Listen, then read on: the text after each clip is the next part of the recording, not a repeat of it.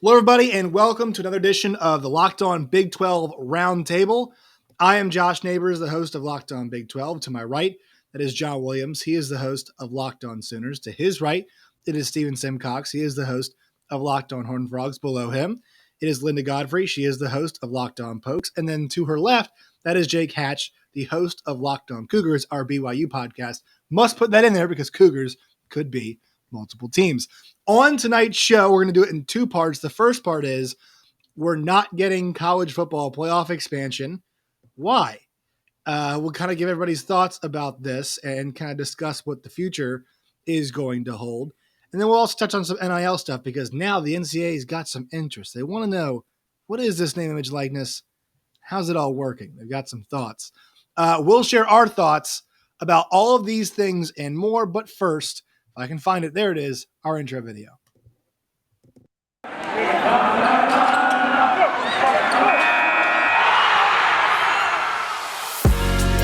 You are Locked On Big 12, your daily podcast on the Big 12 Conference, part of the Locked On Podcast Network, your team every day.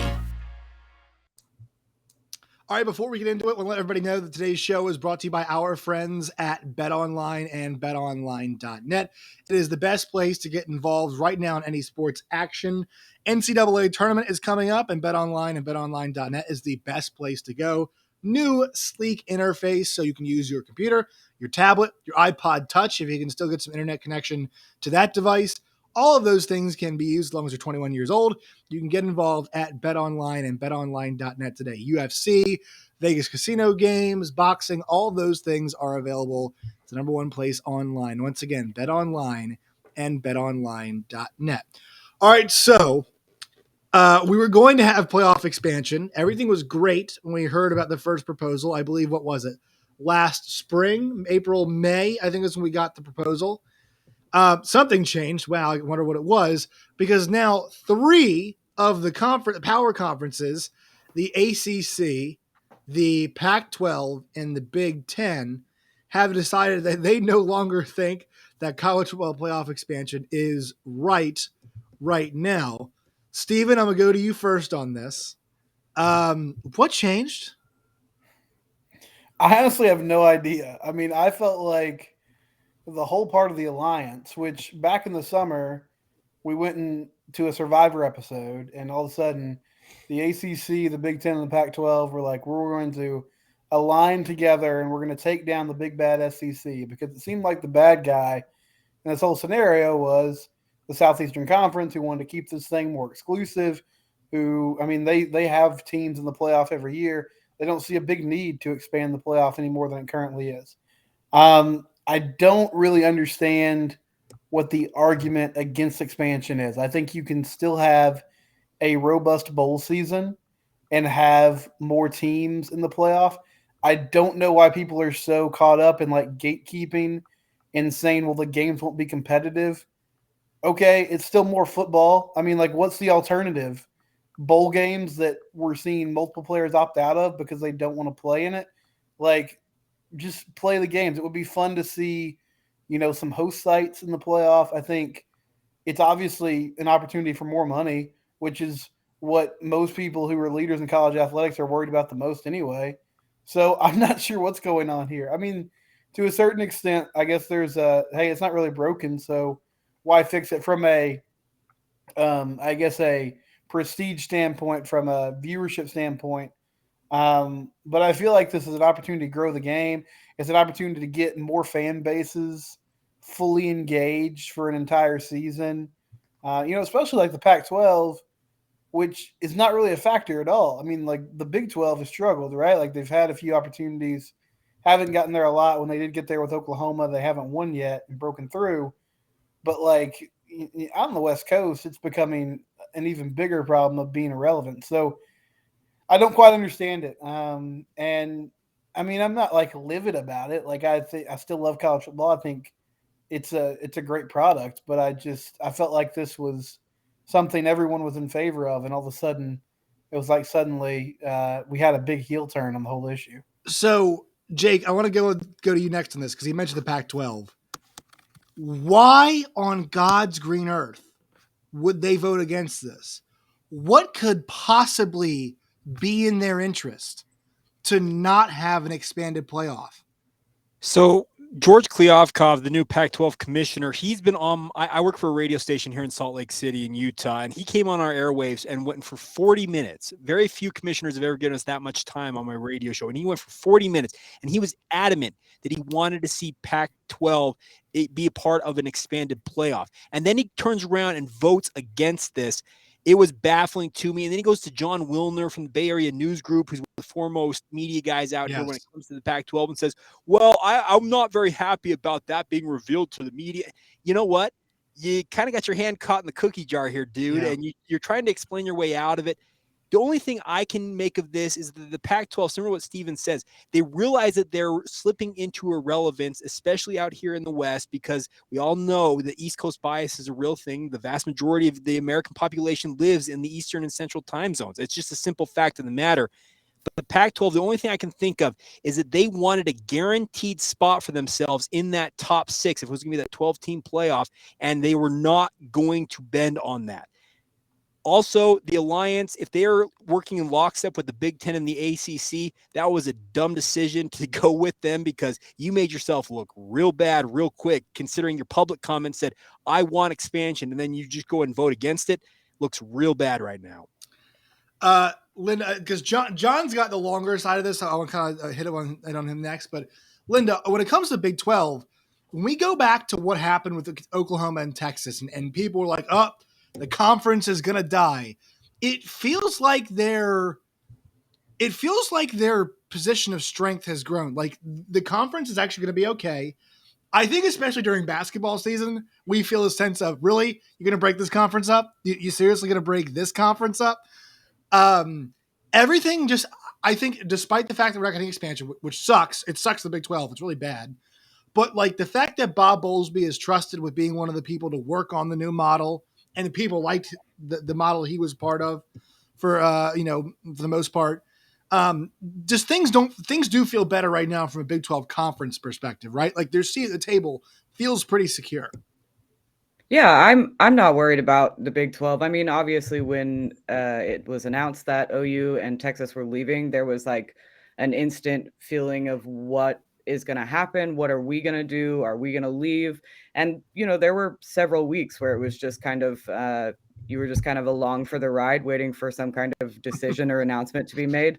I like all 4 of the teams that we added. Everybody had a really good football season. You talked about how fun basketball season is for the Big 12. And I feel like this football season, this past year in 2021, kind of had that same atmosphere and feeling to it that Big 12 basketball brings, where like any game, you weren't sure who was, like, you could pick a favorite, but any given Saturday for Big 12 football this season. And I think that made it really fun. It's going to remain competitive. I mean, if Kansas can win, if they can double their wins and get like 4 wins next year, I think they continue to kind of they'll build a statue of Lance Leipold if they do that. I'm in. I'm all in that too. Yeah.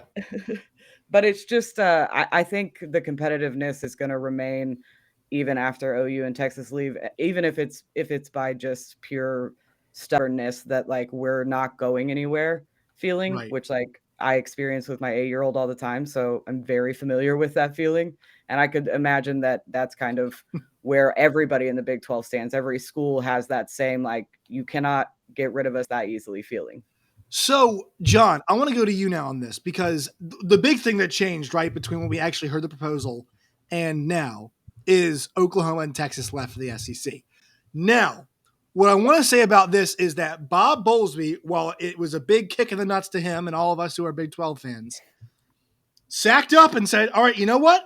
Still, besides all of this, it's best for me in my conference if I vote yes on playoff expansion. It's best for him to do. Also, I want to note this for Greg Sankey as well.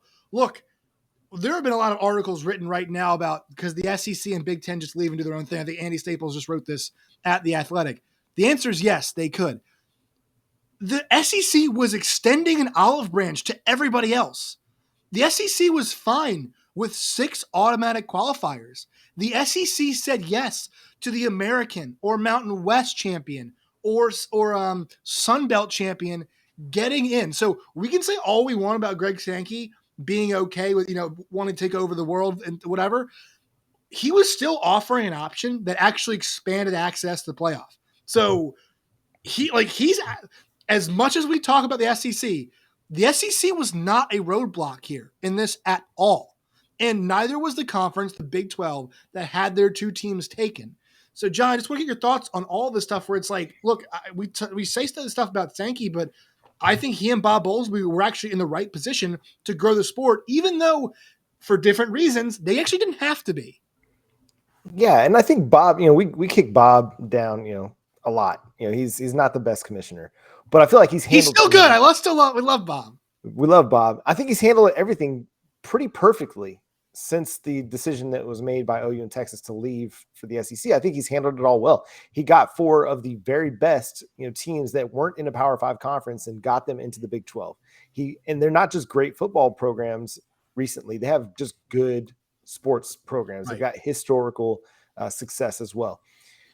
And I feel like just kind of laying back a little bit on the college football playoff discussion, not necessarily being out front in as much as, Greg Sankey or the guys in the Pac-12.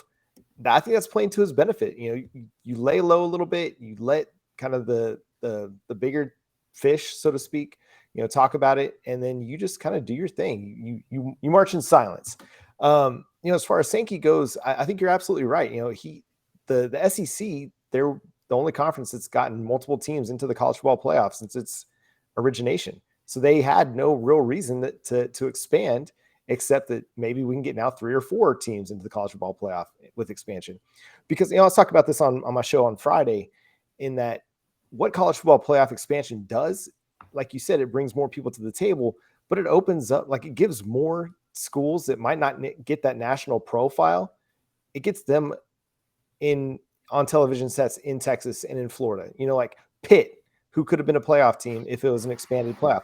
They'd be on in Dallas, Fort Worth, and down in Houston, where that just provides opportunities for more recruiting avenues. Like kids that might not have considered going to play for Pitt might now all of a sudden consider going to play for Pitt. It's the same. I mean, I think that's what that does for the expansion of the playoff. If people are looking for parity, expanding the playoff allows for that, because now you're opening up more opportunities for these schools to get just on national television and say, we were a playoff team. And that's going to ring out for kids that are looking to be competitive at the next level. I mean, there's a big reason why the SEC continues to dominate in the recruiting. You look at 247 Sports recruiting rankings, freaking Vanderbilt is number 32. Like, the worst team in the SEC is still a top 35, has a top 35 recruiting class in 2022. The rest of the Power 5 can't say that about their schools. And a big reason is because the SEC has had so much success in the playoff, and that just kind of trickles down to the rest of the conference. These kids want to play against high competition that might potentially raise their draft profile. Because if you look at, the schools that have the most draft picks, a lot of them are SEC schools as well. And so, I mean, like Sankey, like you said, he's offering an olive branch. This is an opportunity for the rest of the country to kind of get more money at the table, get a bigger boost on national television, potentially raise their recruiting profile. I think it benefits everybody. And the alliance kind of laying back and saying, no, we're not going to do this. It just seems really, really odd. And the only thing I can think of is that they're just holding out for more money. Well, I just don't understand how they would. And Jamie Pollard was on the show that I work, Big 12 Today. And he was like, look, like, I just don't get why we're forfeiting $450 million. I mean, Heather Dinich had the number. Approximately $500 million is what they'd be forfeiting. It's unconscionable. And like, this is where the being for the student athletes thing, the argument totally falls apart, because what do you spend that stuff on?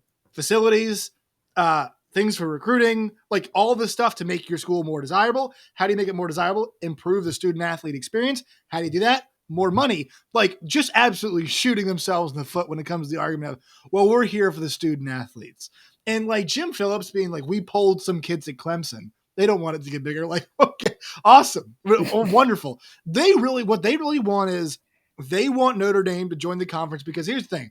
The expanded playoff, Jack Swarbrick's involved.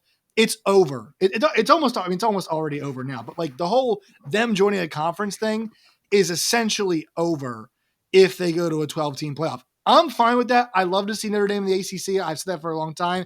If you're going to play 5 ACC teams, I think you should be in there. But still, it's their prerogative, and the ACC signed up for that, so they're doing that. So if you're holding out for that, that makes me upset. The other thing that Jim Phillips had done is he listed a bunch of things that he wanted to change before expansion. Mike Oresco, the AAC commissioner, who says a lot of things, some of which I agree, some of which I don't, said that, look, we can't fix all of those things by 2026, which is when the new CFP contract is up.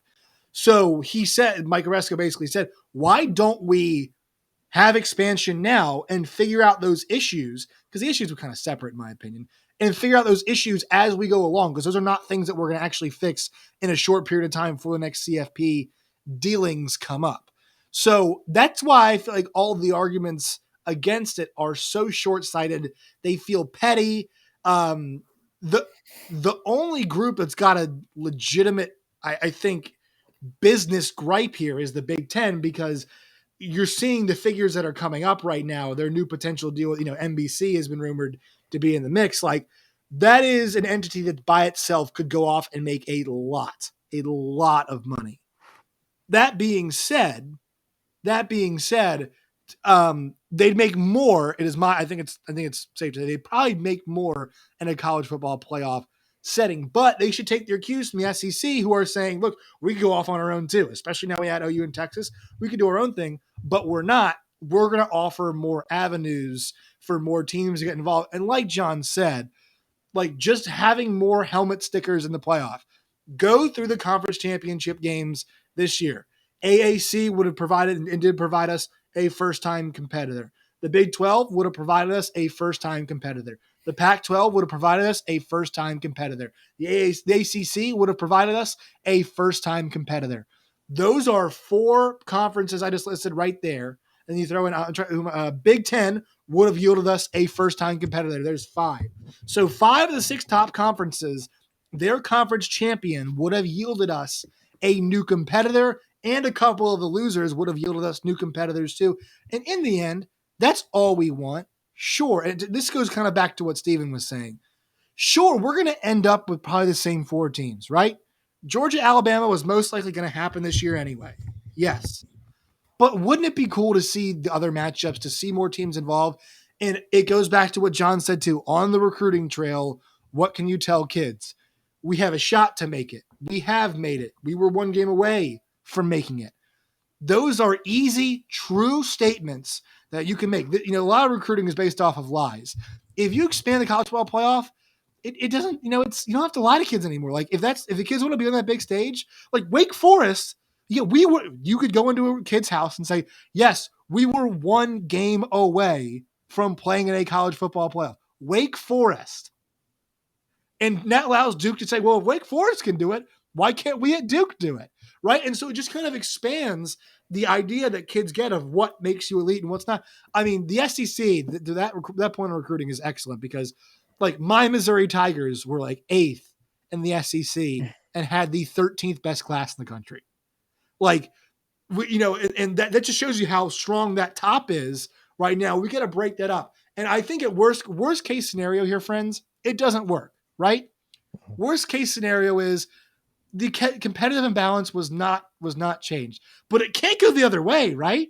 Like there's no way it could possibly go the other way where it could be more competitively imbalanced. So I'm just going to put those are my thoughts. Anybody have anything they'd like to say? Linda, do you have something?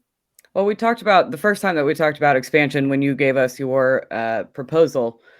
You talked about momentum, and like I think we just saw that on an NFL level with the Bengals, who I don't think had really. I'm not like sold on their coach. Their offensive line is awful, but they started winning at the right time and were able to carry it through. I mean, Utah not all the way to the end. Utah. But yeah, I think Baylor. momentum is huge. Baylor. And those like back-to-back wins like that can really build a really good, strong atmosphere in the locker room and can get wins off of like sure willpower sometimes. So I think that's a really good argument for expanding the playoffs. Yeah, I mean, and it'd just be more fun. Like Steven talked about it. Why do we want bowl games where kids are going to be opting out? Why not get more fun? Get some of these matchups that would be dream non-conference games early in the season. Now you put them in a playoff game, and it just makes it all that more interesting and all that more fun. Anybody else here before we?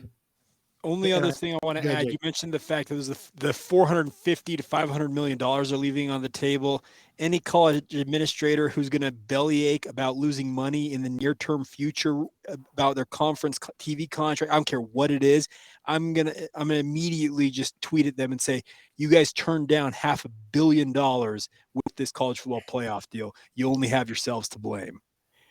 Expansion, I think, would also allow, like, the honest truth of it is, there's so many schools right now that if they drop one game, they're automatically out of the mix. And, I mean, that's just an unfortunate reality. So if you have 8 or 12 teams, maybe you get some better non-conference games along with getting more playoff games. Like, maybe then there's more teams that say, okay, I'm not afraid to go schedule Oregon or go on a road trip to Virginia Tech, because if we drop one early in the year, we still have a chance to be, in the mix at the end of the season. And can I just add, where all this is heading, where this will all end, we're going to get a 12-team playoff. I mean, some university presidents are going to go smack their athletic directors and say, you better talk to the commissioner. We're not going to forfeit X amount of dollars because you're all's little crusade with this. Like, this is heading towards a 12-team playoff. And I heard Brandon Marcellus said this yesterday too, or I think it was actually this morning on SEC radio, and he was like, we're going to get 12 teams, and it's probably going to be the original model. It's probably going to be the one that Bob Bowlesby and that Greg Sankey, and then I forget who's the Mountain West commissioner, totally blanking on his name. Craig Smith. Oh, not Craig Smith. Craig Thompson. Yeah, Craig Thompson. Yeah. The three of them came up with, and we all remember this press release where it's like, we all love it. We all agree on it. It's great. And we're like, yes, yes. And then all of a sudden it's like Oklahoma, Texas. And everybody's like, well, we got to rethink some things. No, just do it now. Just send it. Just do it. It's all good. All right. And so, I mean, does anybody disagree? Like, that's where we're heading. Like, that's what's going to happen. There is too much money on the table to be left there, in my opinion. Yeah, it's going to 12. I mean, the fact that we're already having the discussion that we're this close to expansion within a year, it seems like 4 years down the road, it'll happen.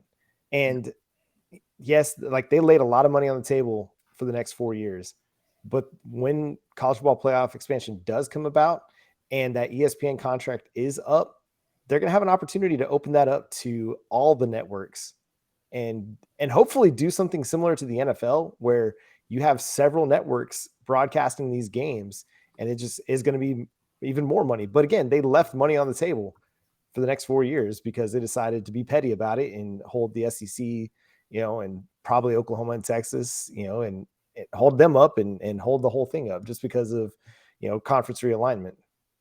John, are you saying you want Alabama, Ohio State on Nickelodeon? Let's do it, man. Is that what you're saying? Is that what you're heading towards? Yeah, man. I got to see Nick Saban get slimed. Where they vote for the worst player. What is it? They voted Mitch Trubisky the MVP, whatever the hell it was. All right, so we gotta say one more word from our sponsors here, and then we have a second one of these to record. Today's show is brought to you by RockAuto.com. You guys know RockAuto.com is the best place to find affordable parts for your car or truck. Why choose to spend 30, 50, or even 100% more for the same parts from a chain store or a car dealership? For example, a Honda Odyssey fuel pump is $353 from a chain store, $216 from rockauto.com. It's a family-run business serving do-it-yourselfers online for over 20 years. RockAuto.com's prices are always reliably low for every customer. They have everything that you need there today. When you go there, put Locked On in there. How did you hear about us box? That way they know we sent you. Amazing selection, always low prices, all the parts your car will ever need. That's rockauto.com. All right, this is episode 1. Episode 2, we're going to do NIL and the best rivalries in the Big 12. Real quickly, everybody plug all of your stuff. I'll go first. Find Locked On Big 12 wherever you guys get your podcasts and on YouTube as well. Find me on Twitter at @JoshNeighbors_. John. At John Williams, or at John9Williams on Twitter. I forgot my own handle. Locked On Sooners, wherever you get your podcasts, on YouTube, Sooners Wire for written content. Steven. At Simcox Stevens, my personal account on Twitter. At Locked On TCU is the show. And then it's Locked On Horned Frogs, wherever you get your podcast. Jake.